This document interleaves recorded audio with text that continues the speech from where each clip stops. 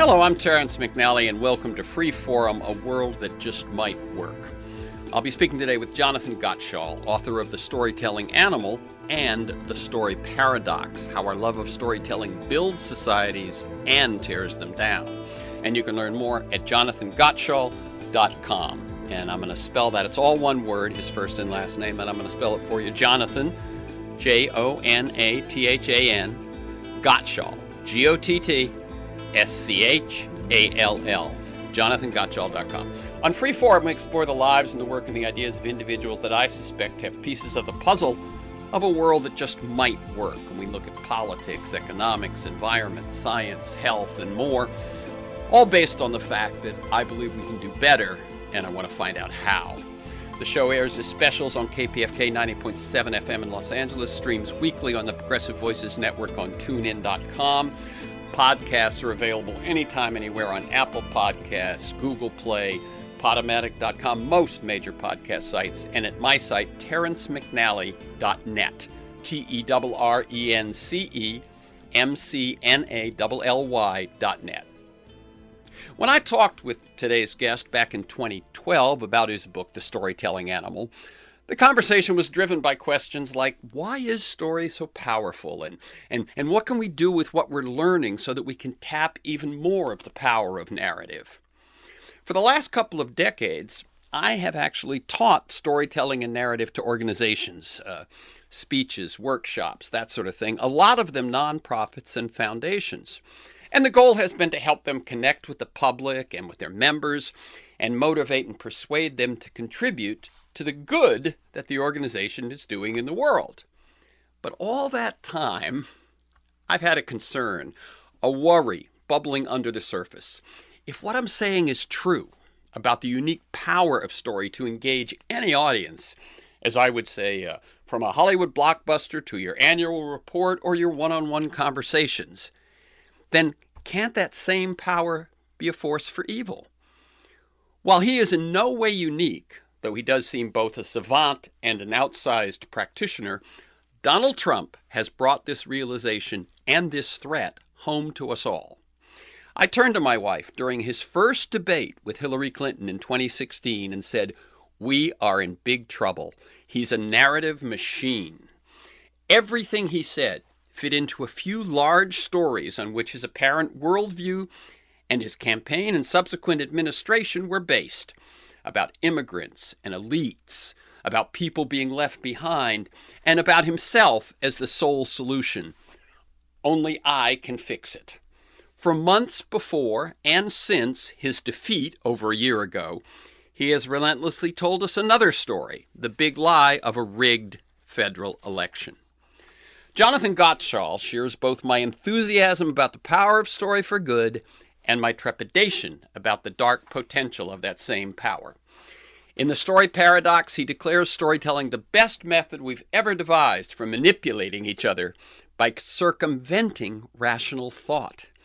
And he contends that behind all civilization's greatest ills, environmental destruction, runaway demagogues, warfare, you will always find a mind-disordering story.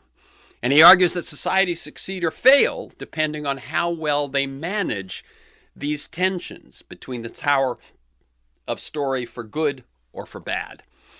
And as new technologies amplify the effects of disinformation campaigns, conspiracy theories, fake news, it becomes nearly impossible to separate fact from fiction. I've often counseled folks, change the story to change the world. In his new book, GOTTSCHALL calls on us to stop asking how we can change the world through stories and start asking, before it's too late, how can we save the world from stories? Jonathan GOTTSCHALL is a distinguished fellow in the English department at Washington and Jefferson College, and his work has been featured in top journals. And he's the author or editor of 8 books, including The Storytelling Animal, How Stories Make Us Human, and his latest, The Story Paradox, How Our Love of Storytelling Builds Societies and Tears Them Down. And as I said, you can learn more at jonathangottschall.com. Welcome again, Jonathan GOTTSCHALL, to Free Forum, a world that just might work. Thank you, Terrence. That was a great introduction. I wish you could just keep going for the rest of the hour. So I don't think I can top the cogency of all that. Very good. Thank you. Thank you. One of my questions often is any comments about the introduction, but thank you. You've already done it. Yeah. And let me tell listeners we're recording this conversation Tuesday, February 8th.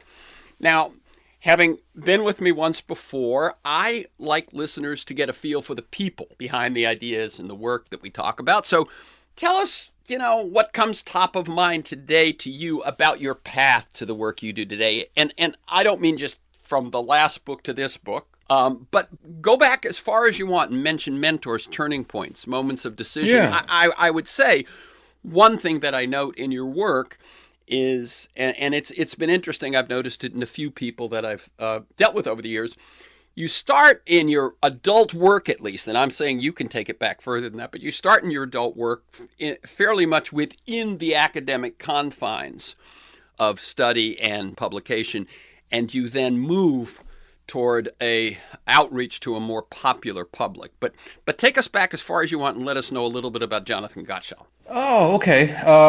That's always challenging to do. I guess I would start back in graduate school. I went to graduate school to pursue a PhD in English literature. And I was very ambitious about creating knowledge and understanding what literature was and where the power of stories came from. And when I got to graduate school, I was very quickly disillusioned because almost everyone around me, this was the height of the sort of postmodern era, almost everyone around me believed that it was sort of impossible to figure anything out. We couldn't know anything. We couldn't learn anything. I didn't know how these people got out of bed in the morning and came to work. So I started to look around and cast around for ways of developing more reliable and durable knowledge about anything, including knowledge in the humanities. And I quickly sort of stumbled over the scientific method. This is a really, and so I started asking myself, is the sort of consensus in my field that everything is qualitative and nothing will reduce to number? Is there any actual validity to that? And I tried to sort of develop a science of storytelling to advance some of our questions through scientific means. And I sort of joined a pioneering movement in that world. And that gradually snowballed into a whole new interdisciplinary effort in the science of stories, pulling in, neuroscientists and psychologists and communication scholars and sociologists and some literary quants, people trying to apply scientific methods from within the discipline of literary studies. And the books that I've written, the last couple of books I've written, The Storytelling Animal and The Story Paradox, are sort of popularizations of that effort. And one of the reasons I moved towards popularization was because I found life within the confines of academia overly confining. The sort of work I did wasn't very popular within academic departments. It was seen as sort of dangerous, sort of uncomfortable, and so I've moved basically out of academia, and now I write popular books full time. Yeah, let me say one of the things I remember in your writing was noting that academic literature, academic publication is anti-personal experience, anti-story. And let me just share very briefly, my wife went to Penn's program on positive psychology. Mm-hmm. The MAP program, Masters of Applied Positive Psychology, which is, pretty radical in terms of academic pursuits. But on her first paper, and she's a former sitcom writer, and she was trying to popularize some of what she would learn there, right? That was her goal in going to graduate school. But her first paper, they said, you have been scored down for using anecdote and metaphor and personal experience. Mm-hmm. And it was like, ice water on your face. It was, wait a minute, that's what makes writing and communicate, all of that. Yeah. So, but what we're saying about academia is true. They are against that, yes? Yeah, I don't know. I mean, the sciences are certainly against it. The sciences have sort of an embargo on anecdote and storytelling, and actually for very good reasons. And some of the reasons that I discussed in the book, that stories for all the good they do, are also masters of manipulation.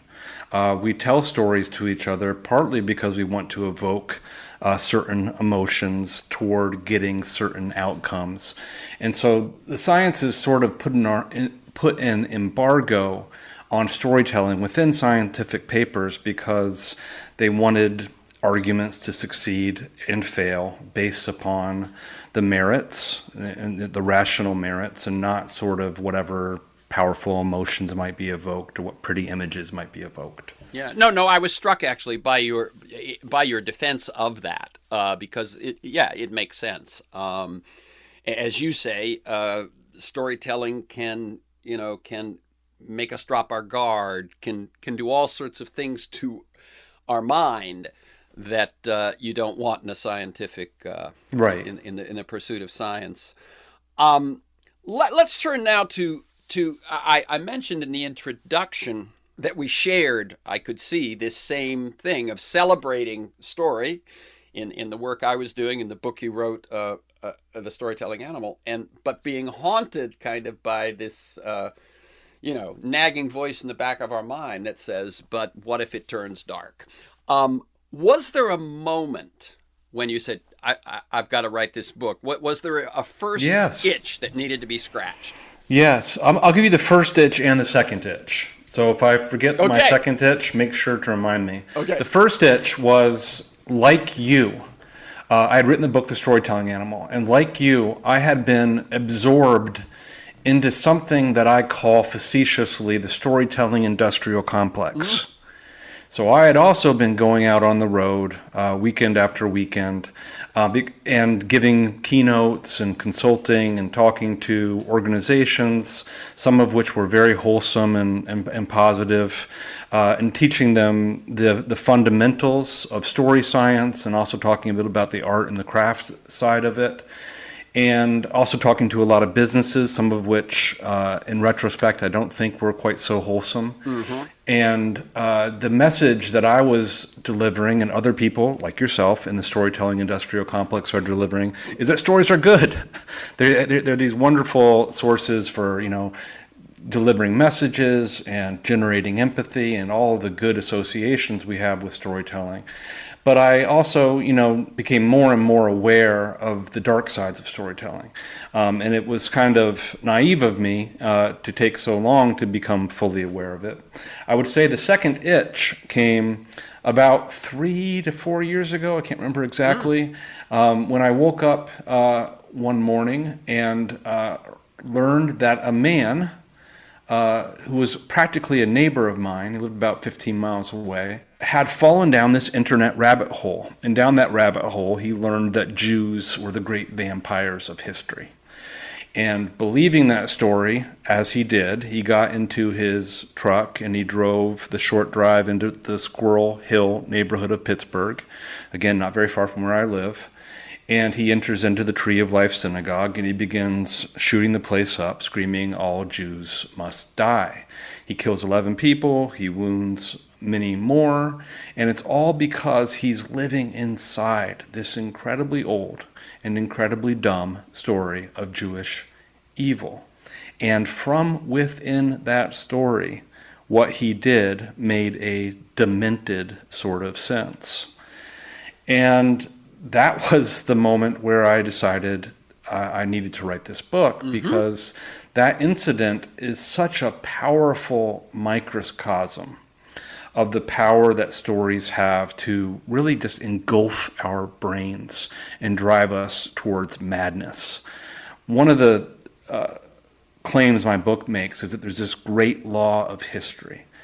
And the law goes something like this, that monsters behave like monsters all the time. But to get good people to behave monstrously, you first have to tell them a story. You have to tell them a big lie, a dark conspiracy, some sort of all-encompassing religious mythology, political mythology, the kind of fiction story that turns bad things, like shooting up a synagogue, into a good thing, at least into the mind, from the mind and the point of view of the shooter. And so this is the story paradox my book explores, that stories are very simply the best and most constructive force in the world, And at the very same time, they're absolutely the worst and most destructive force in the entire world. And in general, our culture takes account of all the positive sides of storytelling while genuinely not seeming to notice much of the negative side of it. Yeah, yeah, and it's interesting. I'm going to say a couple of things. One, I'm not sure that they don't notice the negative because obviously there's so much, especially nowadays, about disinformation, misinformation, the power of social media to stimulate the emotions with these irritating tales that can engulf people. So I think there's actually perhaps with social media and with how bad it's gotten, there is I think more of a realization. But as you say, you were spreading the gospel, as it were, for years before you said, "Wait, I've got to put a warning label." Yes. I was doing this. I have been doing the same. Adding a little caveat somewhere in a 1 hour or 3 hour presentation that they can also be used for darkness. I Right. suspect that some of the reason that the study or the analysis or the reckoning with the dark side is just how difficult the challenge is. Oh, Yeah, yeah. I mean, I would say a couple things. People are aware of the problem of disinformation, propaganda, conspiracy theories, all this stuff. They tend to think it applies to the other side, not to their side. They don't think this is an us problem. They think it's a them problem. One of the things I'm trying to get people to admit in the book is that this is not just a problem of the right or the left or the people on the other side of the divide. This is an everyone problem. We all have a tendency to get misled by narrative. The other thing to say about this is that people are aware of these problems, but I'm not really sure that they're aware that they're rooted in narrative psychology. And narrative psychology, I define as the study of how our brains naturally shape stories and are naturally shaped by stories. And so you can get people and you can bring them into a lab and you can just ask them and say, do stories have any influence over you, over how you think and feel and behave? And they'll say no. What I respect, what influences me is logical, rational stuff. I'm influenced by facts, by science, by statistics. But, with respect, those people are wrong. The story science leaves little reasonable doubt that stories have this special, unique power to rouse us emotionally, to rivet our attention, and to change how we think and we feel. But ironically, it's this bozo confidence that most people have that stories don't influence us is what gives them such powerful and I think quite dangerous influence over us. that makes sense. And I got to say, when I came upon that assertion in your writing, it surprised me. I figure that by now most people know that stories have outsized influence. When you started dealing with story, when I started dealing with story, was many years ago. I started doing. I come out of screenwriting, and so I thought, oh, this is something I can teach to help folks I believe in do their work better. It was like 2004, but there weren't a lot of people talking about story. There weren't a lot of books about story in this vein. Um, but that it seemed to me that as it has become a buzzword and on people's lips a lot, that I assumed that people knew that, Yeah. and not just based on their lived experience, kind of watching what was happening, but also there's been a lot of, as I said, cultural and media attention over those last 15 years. Is the evidence that they do what you said they do out there? I mean, it's not just anecdotal. It's like people have studied this, and 77% of people say no, they don't influence me at all or hardly at all. Yes, that's right. Yeah, there's studies on this. Now, they're saying they don't influence me at all. They might totally agree that they influence you. So one thing that I kind of felt lucky when my book came out that I was coming out with an argument that almost everyone, regardless of where they sat on the political spectrum, would agree with. And this is what they would agree with. Those people on the other side of my political divide, ideological divide, whatever. Religious divide. Religious divide. Those people on the other side, they are hopelessly lost inside fiction.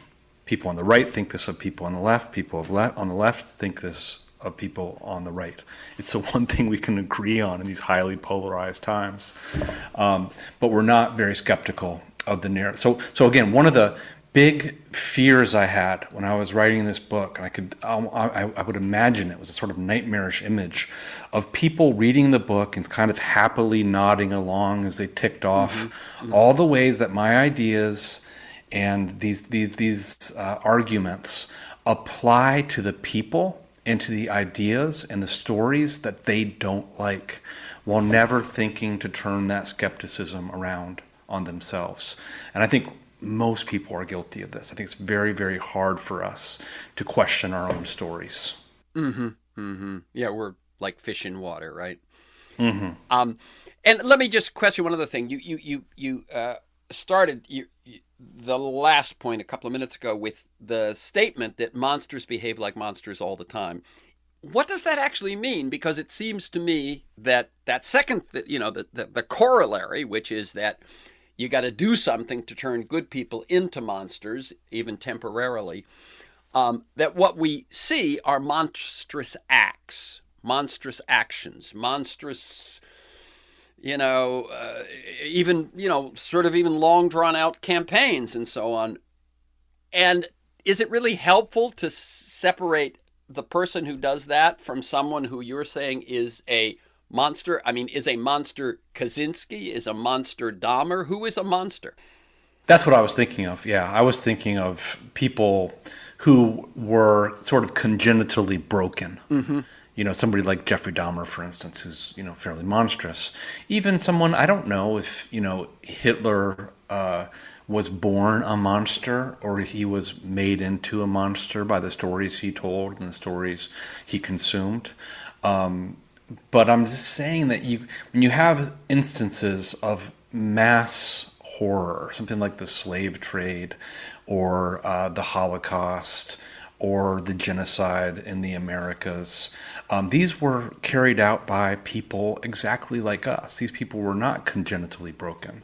These were people that had narratives in their heads, like the Tree of Life shooter did, that transformed really bad things into good things, at least from the point of view of that narrative. So one of the things that I'm actually striving for in the book is a more radical sort of empathy than most of us are used to striving for.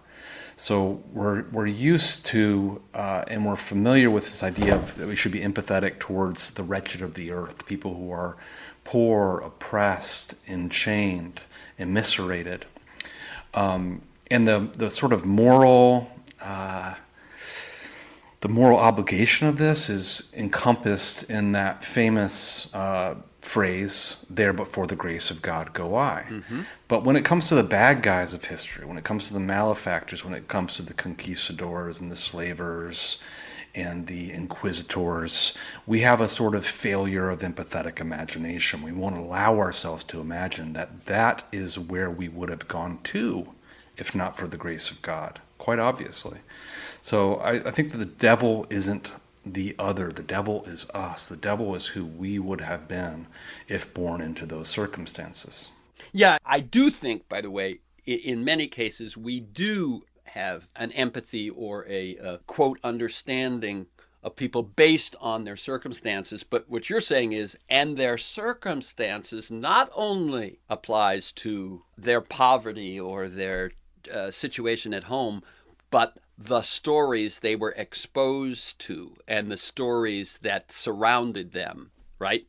That yes. We take that into account as another circumstance. Yeah, that's right. And this is a difficult thing to talk about, especially like, in this sort of format. This is really where you really need a book because the book, you can lay it out at length and you can talk about all the caveats and you won't forget anything because this is sort of dangerous territory.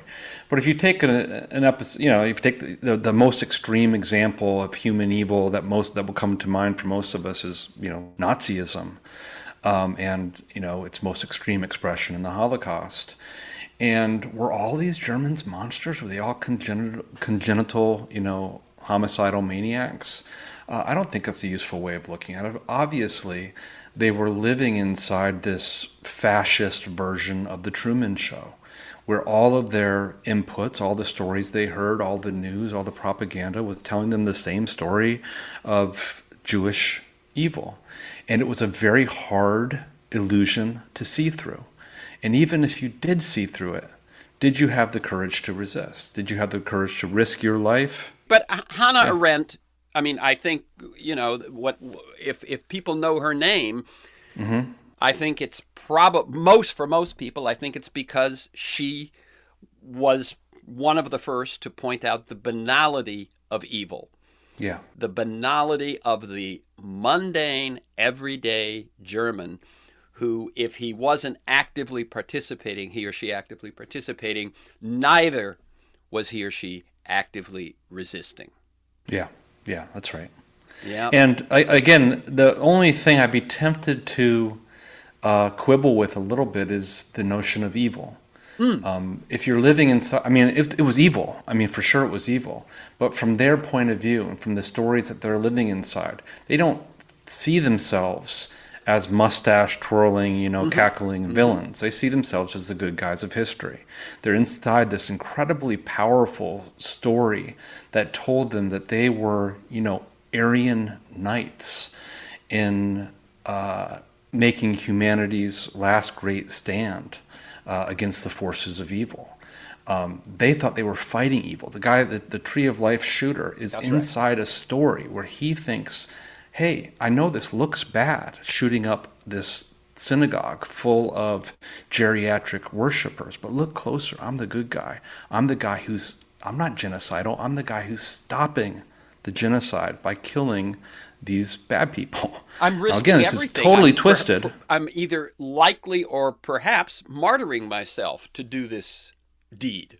Yes, he sees himself as a self-sacrificing, altruistic hero. And anyone who finds that too extreme, we obviously are seeing that in the way that people hold what happened at the Capitol on January 6th, 2021. Exactly. Yeah. The people who stormed and beat policemen and guards to break in thought of themselves as the patriots. I have myself, and you may do the same, on some right-wing email digest so that I get the messages to join Donald Trump's social media platform and so on. But I'm usually addressed in those as fellow patriot. Yeah. And that's the story. Let me just read a couple of quotes here. You say that psychologists Melanie Green and Tim Brock argue that entering fictional worlds radically alters the way information is processed. The more absorbed readers are in a story, the more the story changes them. Highly absorbed readers, and they're using readers, but I think it's very clear that this is listeners, this is viewers. Yes. This is, however you're getting your information. This is in conversation with your neighbor. And the highly absorbed audience, let's call it that, detect significantly fewer false notes, inaccuracies, or missteps than those who are less caught up in it. And the statement, I don't know if it's yours or theirs, is people are no more to blame for the smart or dumb stories that fill their heads than depressions in the earth are to blame when they fill up with pure or fetid water. Yeah. Yeah, the second quote is mine. But going back to the quote from Green and Brock, who's it? Is it Green and Brock? Yes, that's right.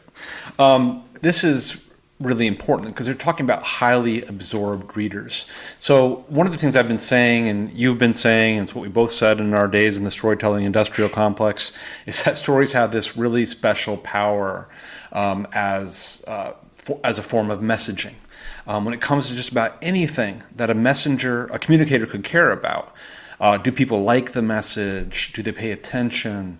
Do they remember it? Are they persuaded? Do they pass it along through their own social networks? Stories outcompete other forms of messaging. But there's this big catch that quote sort of touches upon. And the catch is that none of this actually works. None of these special advantages of stories kick in unless the story is actually good. And what a literary critic or a film critic means by good is soupy, subjective, it's hard to define. What ordinary people mean by good is it casts the spell of narrative transportation.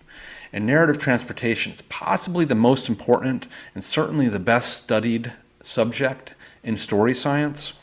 And narrative transportation is this delicious phenomenon.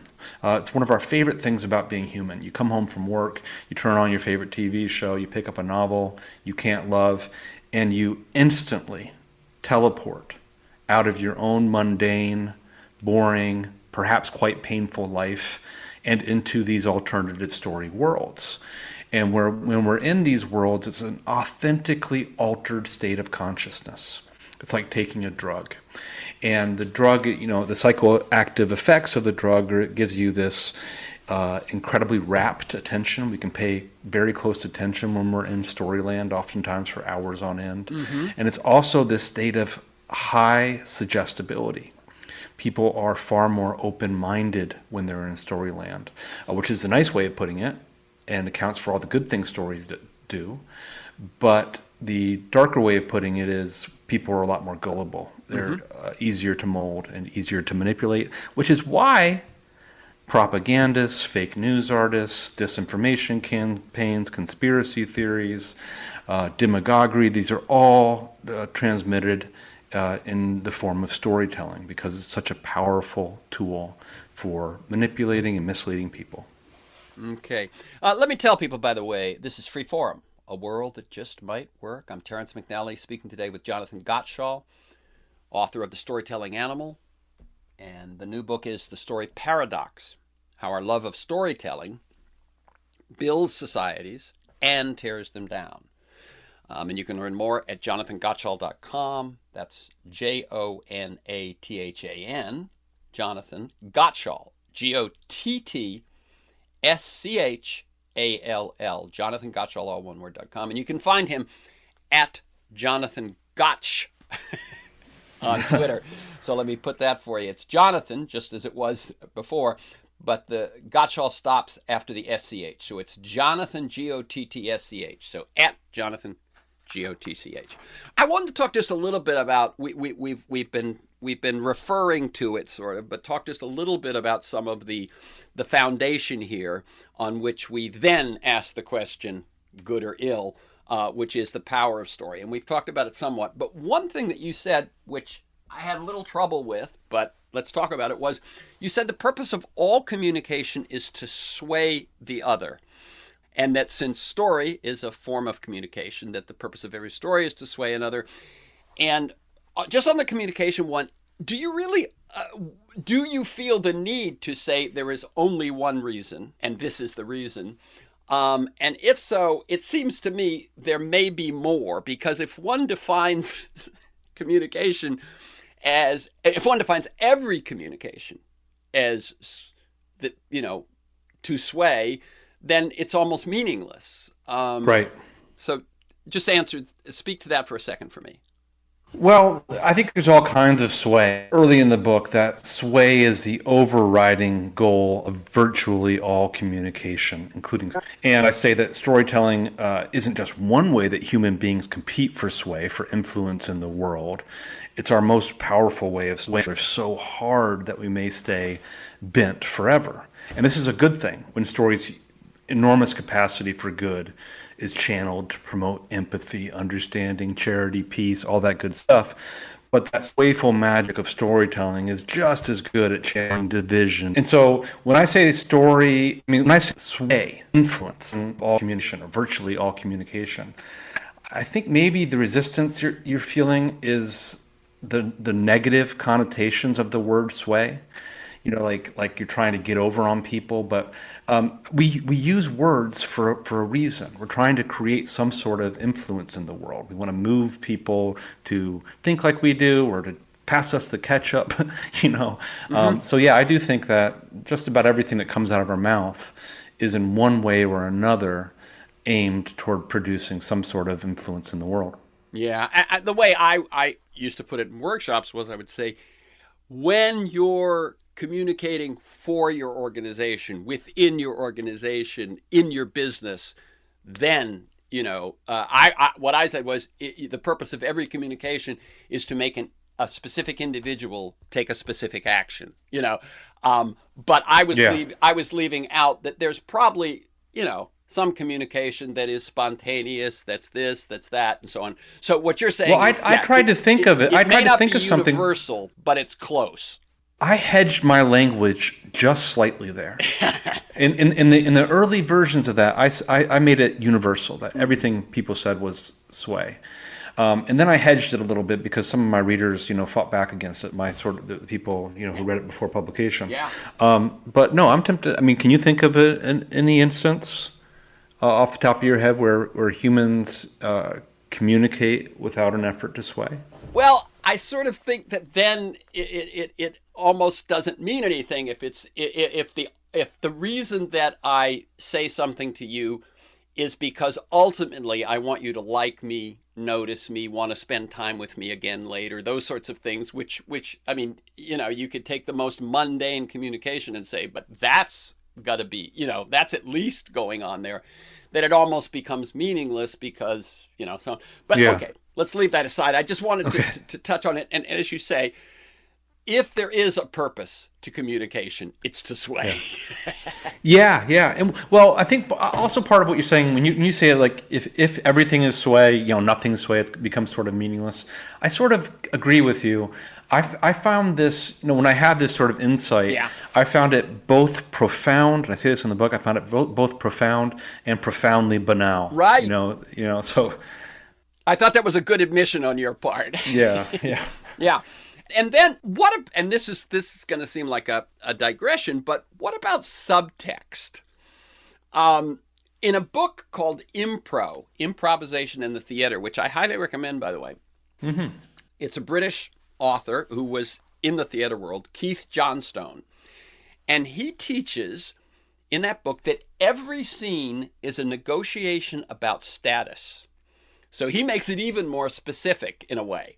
Huh. And not only do I tend to agree, and having written screenplays, but a quite successful screenwriter who I sort of mentored a bit in his younger years cites that one line as the key to his success. Any thoughts? So the line is That every scene every is a scene, not every negotiation piece of dialogue, but every scene is a negotiation about status. Well, I find it highly plausible. Yeah. I haven't. My temptation now is to start, bludgeoning my memory banks, trying to think of Right. counterexamples. But off the top of my head, no, I think that's really provocative and interesting. So what it says to me then is that there's a subtext sometime where the thing is, not past the ketchup, but boy, that was a great ball game. When in fact, by subtext is, if I can draw you in a little closer, I might be able to, that sort of thing. Yeah. So I think what we're both saying though is that we've got room for subtext. A communication might not always mean what it specifically says, but even Right. in that form, it's probably got a purpose, and that purpose is probably to move that other person in some direction. Yeah. Yeah. Yeah. Yeah. I think even things like the example I gave in the book of that is sort of like small talk. Yeah. You meet a stranger on a plane and you make small talk. What is this for? You're never going to see this person again. But it's just a way of kind of breaking down social barriers and making friends with someone.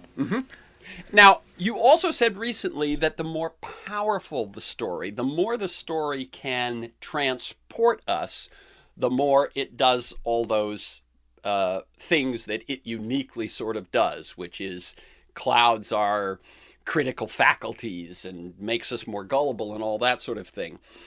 Now, in that same example where you had that insight about sway, you're talking about everyone in a bar you're sitting in. Yeah. You're alone, hoping to make some sort of breakthrough on your book, or at least drink yourself out of caring whether you do or not. Um, and you notice that everybody's doing the same thing, and you say that what they're all doing is telling stories. Yeah. And Yeah. I just want to quibble on that one too, because Yeah. I have noticed that that when I was teaching story, an awful lot of, even when people were given a very clear assignment, write a story, and even when they've Yeah. been told, a good story usually has some obstacles to be overcome, a goal, Right. a protagonist, some conflict, they would give me in response what I would call fragments of stories, outlines of Yeah. stories, Yeah. bits of stories. Speak to that just a bit. Yeah, I wouldn't necessarily disagree with you, and I'm glad actually you're pushing back against some of my claims, and possibly I've maybe I have a tendency in some of these scenes to kind of overstate. I don't know, but I welcome the push. Uh, One thing, so I'm in the bar, I'm looking around, and I'm kind of I'm having a drink, and I'm kind of making notes for the book. And I'm noticing that everyone in the bar is doing the exact same thing. What I said they're actually doing, I believe, I can't remember what I said in the book, but they're talking. Everyone in the bar is talking. I'm like, what are they saying? What is there to communicate? The people on the TV are talking. The bartenders are talking. And at some point, I guess I say that, they're trading stories back and forth. And one thing that psychologists have done is they've gone to natural human settings, like this bar, or like the water cooler at work, or like a cafe, and they just listened in to human conversation and natural settings, and what the heck are they talking about. And for the most part, they're telling stories, and those stories are within actually a defined genre, and about 70% of it is gossip. Mm. Did you hear what she did? Did you hear what he did? What a Hmm. jerk! That kind of thing. So they're telling stories. Yeah, they're kind of fragmentary. It's not like you're going to narrate on and on for minutes or hours on end. But it's like, hey, how have you been? Oh, we're okay. We went to blah blah blah. These aren't great stories, but they meet the definition of a story. What's a story? A story, the most basic definition of what a story is. A story is what happened. It's what happened, whether it was a children's, a description of a child's make-believe session, or what happened in in history.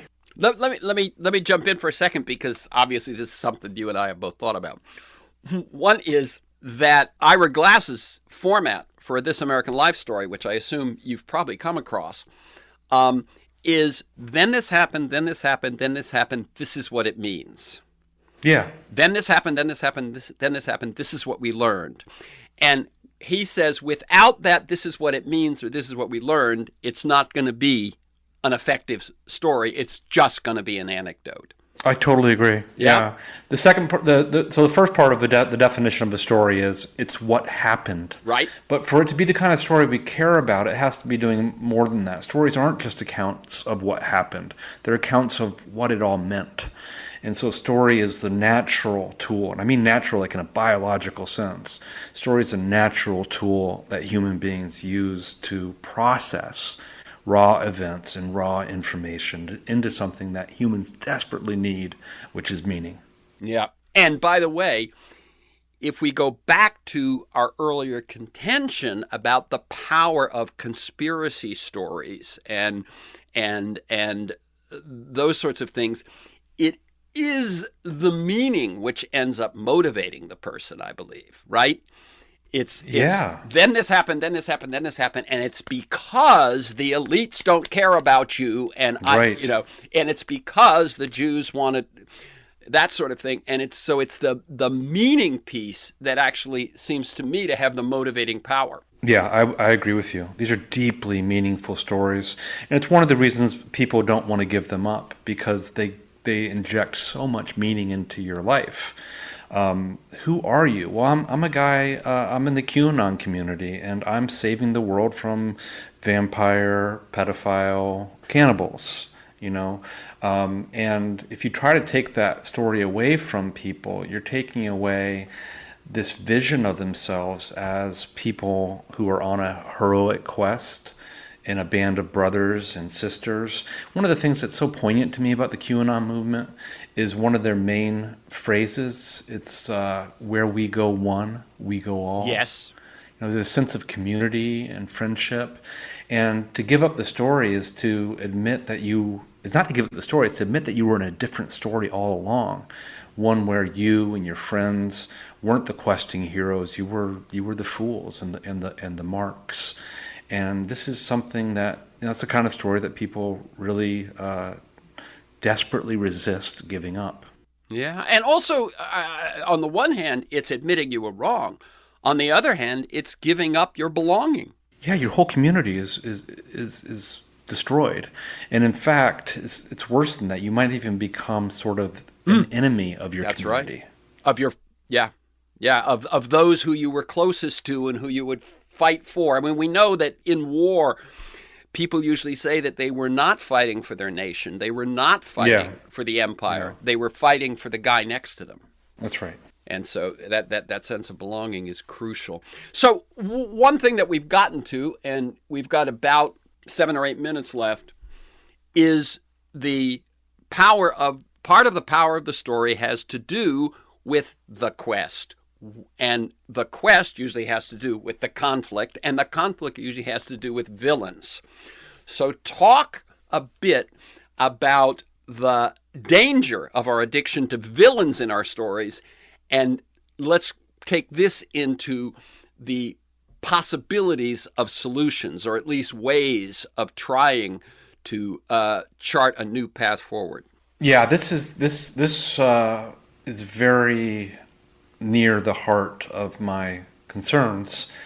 Again, part of what my book was trying to pivot off of was this feeling that most of us have that storytelling is good, that it's just this simple force for good in the world. And one of the main pieces of data people pull out to support that view is the idea that stories are our most powerful way of generating empathy. They're the way that we build connections and build bridges across our divides, and they promote charity and peace and all this other good stuff. And people have been saying this forever, and the research actually supports it. But this idea is both true and it's good, and it's completely 100%, not 100%, but it's completely one-sided, because stories in the act of generate all that empathy also are really good at generating empathy's inverse, which is a sort of moral blindness to the humanity of whoever we force into that villain's role. This way of thinking takes account of all those good feelings, those warm feelings, those empathetic feelings, without noticing that there's a very different sort of energy circulating through stories, and it's circulating fast and it's circulating hard, and it wouldn't be wrong to call that energy hate. We hate the villain of the story. We want to see this person punished. We feel good when they're punished.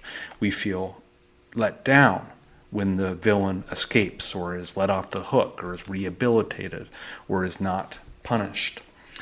So everything that makes story such a wonderful tool for building connection across divides also is what makes story a wonderful tool for destroying those connections across our divides. And the tendency to villainize is really at the heart of that. Okay. And since it does seem that one of the things that gives story their power and makes a story a good story or a great story or a powerful story is, the classic structure. A protagonist has a goal, but there are obstacles. As I tell folks, if your organization sets a goal and you accomplish it by going step 1, step 2, step 3, that's a great goal. That's a great accomplishment. It's not a good story. It's conflict. And conflict then and the overcoming of obstacles is where we build our involvement in the story. We begin to lose ourselves in it and so on. And very often that needs a villain. If not a personified villain, then a villainous system or a villainous condition or something like that. And let me say that when I was a screenwriter, this did occur to me a long time ago that if the most important message really that we want to that I want to as a human being, not as a screenwriter necessarily, but as a human being, want to see us realize and gravitate toward and so on, it's that we are all one, that we are connected, that we're interdependent, that we're not tribes, that we're not separate, that that the big problems we face, climate change, nuclear weapons, pandemics, are about this oneness, and that we all actually came from the Big Bang. Take it as far as you want.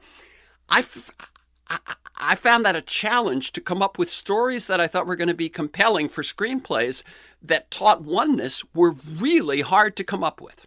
Yeah, yeah, it's a problem built right into the structure of storytelling. The way I put it in the book is that it's a sort of series of sentences. People need stories, stories need problems, problems need villains to cause them, and so there is a sense in which stories are really good at drawing people together into more cohesive units, into communities. They define who the people are and what our values are and what the good guys are like, but they often do so by defining the good people in relation to the bad people.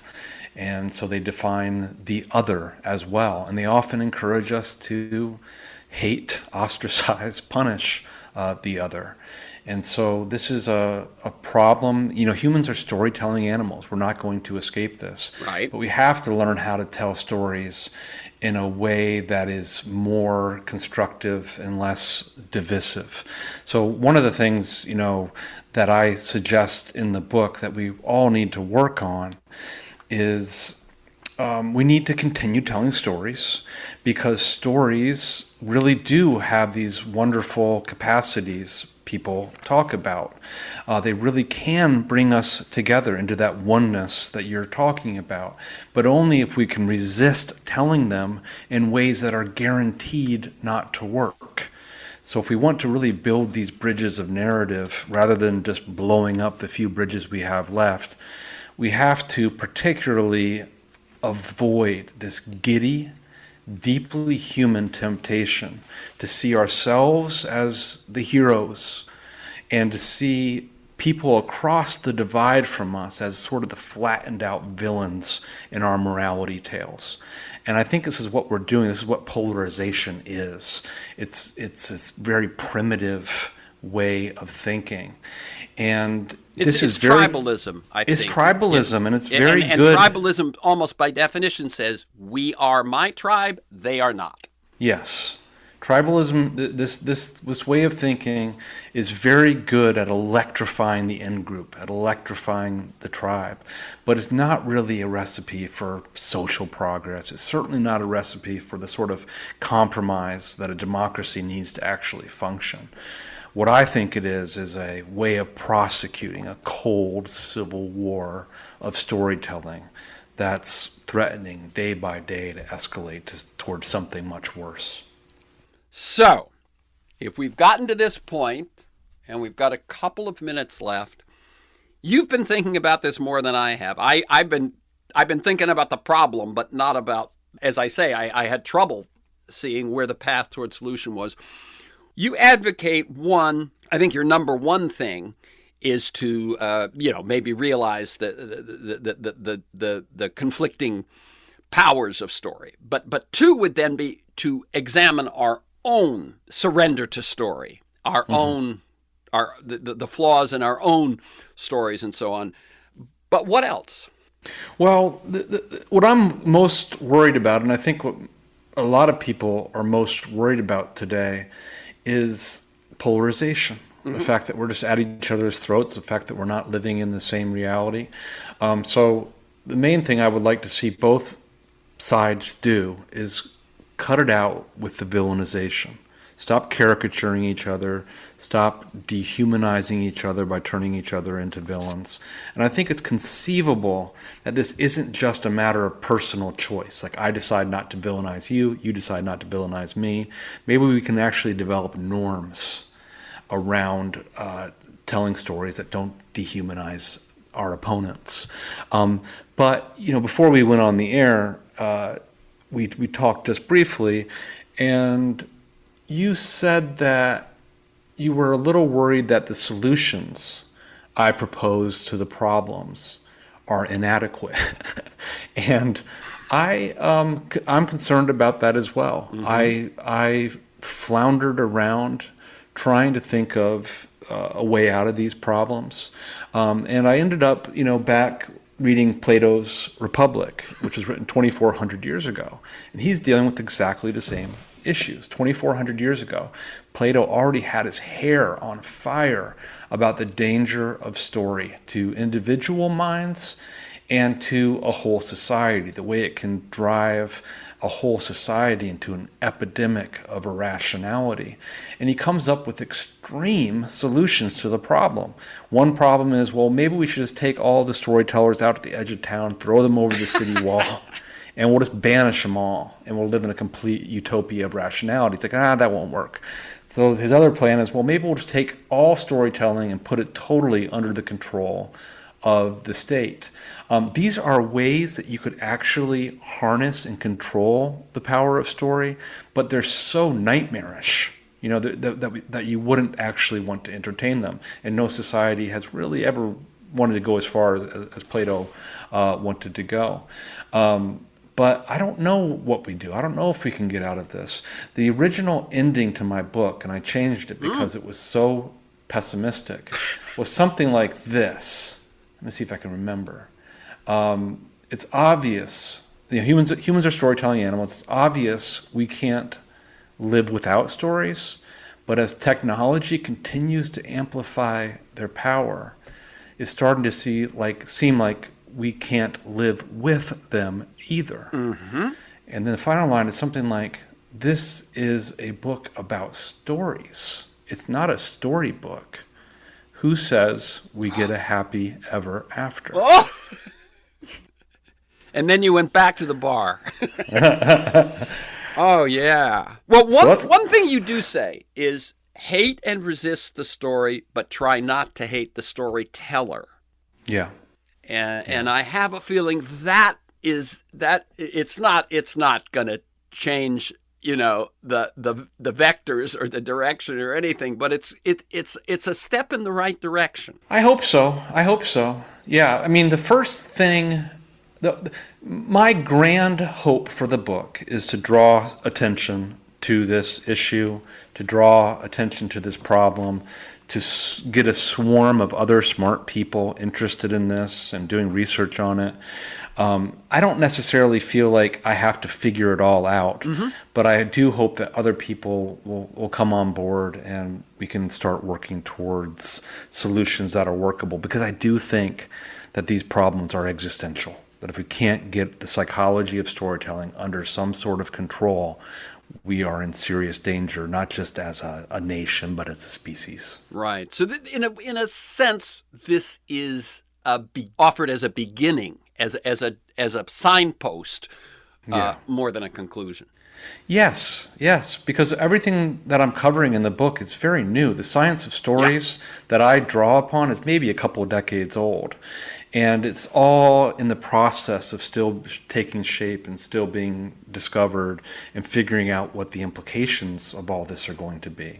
Right. So again, the goal is to draw interest and draw the attention of people, who might help come up with solutions. Very good. So again, the new book is The Story Paradox: How Our Love of Storytelling Builds Society and Tears Them Down. The website is JonathanGottschall.com. I'll spell it for you one more time. Jonathan, Jonathan, Gottschall, Gottschall, JonathanGottschall.com. And you can find Jonathan on Twitter at Jonathan Gottsch. That's G-O-T-T, Jonathan, Gottsch. For this conversation and many other interviews and articles, to join me in pursuit of a world that just might work, go to TerrenceMcNally.net, TerrenceMcNally.net, or aworldthatjustmightwork.com. They're the same website. If you want to receive my weekly email announcement telling you who's going to be on, what we're going to talk about, and usually 10 or so articles to flesh out the conversation, You can sign up at my site, or you can email me at temcnally@mac.com. You can also subscribe and listen to the Freeform podcast on Apple Podcasts and at most major podcast sites. And you'll find years of podcasts at my site or those sites. Michael Lewis, Naomi Klein, Bill McKibben, Van Jones, Connie Rice, George Packard. You can also follow me on Twitter at McNally Terrence, McNallyTerrence. Thanks to Kiana Williams in production, George Vasilopoulos at Progressive Voices, and most of all, you, my listeners, please share this podcast widely. And finally, thank you, Jonathan GOTTSCHALL. Keep up your good work.